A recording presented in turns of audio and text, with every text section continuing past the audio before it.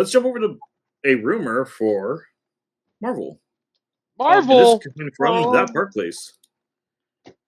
Rumor has it, Marvel to finally honor Chadwick Boseman's reported wishes to recast the Black Panther in the MCU. Black Panther 3 was confirmed greenlit by Kevin Feige and Louis D'Esposito. Louis D'Esposito. Thank you. In December of 2024, apparently they intend to recast the role King T'Challa, made famous by Boseman. After the successful Black Panther movie, news of Chadwick Boseman's death struck fans across the world. At the time, Marvel Studios decided to not recast T'Challa as a homage to Boseman. They also decided to pass the mantle of Black Panther to his sister Shuri. Learning this, Chadwick Boseman's brother stated Chadwick would have wanted his character recast. He insisted that Chadwick's believed the influence of T'Challa and the Black Panther would and should continue through another actor, that his legacy would endure. Though many fans agreed and urged Marvel executives to honor Boseman's wishes, they ignored the feedback, instead recasting Black Panther as a skinny woman. They also used Boseman's death as a plot point for Wakanda Forever. In the film, T'Challa dies off-screen from disease, mirroring Chadwick Boseman's lost battle with cancer. Then they passed the role and titled the Black Panther to Shuri T'Challa, his younger sister, or T'Challa's younger sister.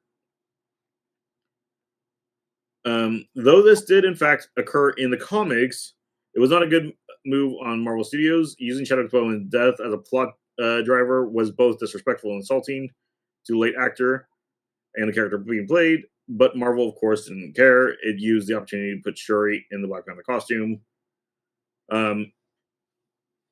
That being said, I have my opinion of that. I think they did a good job. Yeah, this article is like heavily opinionated. Yeah, I'd agree with that. But I think they did a good job with dealing with the death. My problem was, and I think I've said this before on the channel. I can't remember. It's been a long time. I think they stretched out the issue of the death way too long through the movie. Like, they did a really good funeral for it and a really good usage of it. Not usage of it, but homage to him and such at the beginning of the movie. And then the character never progresses. Yeah. She's having the same problem the whole way through. The villain, Namor, was Namor? Hello? Poorly written. Yeah. Boring subplot. And then we come back to, at the very end of the movie, her finally going ahead and deciding to grieve for her brother's loss. Legitimately, there is no character growth the whole way through. And to me, I thought the first Black Panther, fantastic. I think it's actually very well done. Yes, absolutely. The second one, I've watched it once, and that was more than enough. You watched it twice, actually. Yeah, because I watched it twice. Theaters. Oh, we watched it on the cruise ship, and it broke in theaters. Remember? Well, yeah. With you, I watched it in a broken theater. Parker. With Parker. Yeah, that's right. But I saw it with Justin. I think it was one of the nights I was drunk, though. I don't remember. I don't remember. Let's see. With the introduction of the multiverse comes new casting and recasting opportunities. Hollywood insider Jeff Snyder revealed that the door is firmly open for T'Challa to be recast via the magic of multiverse. In the article from Direct, Jeff's sources claim that Marvel is already in talks with several actors, and he stated that fans should expect Black Panther recast to be announced for Black Panther 3. Jeff also claimed the Black Panther director Ryan Coogler will help with the recasting process in order to ensure that everything will be handled in the utmost care in consultation with Boseman's family, which is, to me, a fantastic statement. If it's true. If it's true. That is supposedly from an insider. I at this point, I can't remember the exact figures, but I know Black Panther 2 did not do as well. No.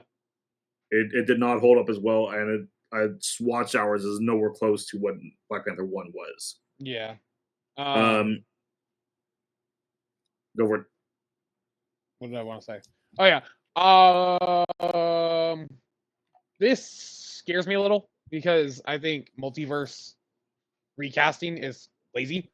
And it makes your character progression worthless. Because it's not your character that you know that progressed through stuff. It's a completely new character that could have the exact same stuff, but it was different. And I don't know. So I don't like this. I think there are better ways to recast him, like aging up his son and just calling him T'Challa Jr. I think we just do that instead. I see where you're coming from, but I do know we're moving more into the multiverse again. Yeah. Marvel's trying more into it. And the problem with aging up his son would mean all the other characters would have to age that much also. Again, Not necessarily. Could have some timey-wimey stuff. And then you start dealing with Hot Tub Time Machine. You have issues with that. I don't know what the hell you're talking about. Yeah, they could like. There are ways, George. There are ways. He fell in a radioactive pit. What is this DC? Does he exist in Gotham? Is he going to become the next like Joker? Like, no. My thoughts on it: they had their choice earlier when he died to recast him and do 2 with a new actor, and I think people would have been fine with that. Of course, actor died. There's nothing you can do about that. Unfortunately, I go back and forth on it, but yes, it's back and forth. It's kind of like when they replaced James Rhodey for War Machine.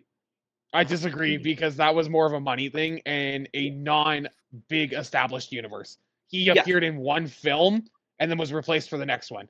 Versus T'Challa appears in 4. That being said, there's nothing they could have done. They could have recast it, continued the same story, and they chose not to. I think it's a bad choice now, just because it didn't. I felt like it was more poor writing than anything else for the movie. I feel like at the time, I think it was the right decision to honor him and his family and his death. But now looking back, maybe it wasn't. Yeah, I can see that. I also feel like you made the choice, now stick with it. But that's also the person I am. You've made your choice, stick with it. Yeah, I agree. You can't always go back and undo. I mean, my thing is again, according to the article, that's where I have my info from. His family had made it clear when they heard that the second movie was going to happen that he would have wanted them to recast him and continue the story that way. If that is entirely true, which I actually could see by the way he was, that probably was the case. That's really cruddy on Marvel. Yeah. To ignore that and just try to go their own route of it. So maybe this is, even though they're going the multiverse way, maybe this is their way trying to apologize to the family and go back and fix it. Yeah. I can see that as well. I don't like the way they're doing it. I mean, it'd be funny, hear me out for a second, if they basically, throughout the multiverse, just recast the actor, and then it's like, it was a bad dream for Shuri. Bro. That's a way to go ahead and spit on the last movie. Just this did not exist. Namor does not exist in this universe yet. I mean, it would explain the horrible look of like that entire set of scenes against Namor. Stop calling him Neymar. It's Namor. You see how much I care. Because I mean, the movie's so dark; it's a dream. Because you can't watch that movie in a brightly. Can't see anything. It's too dark. It's just a fever dream.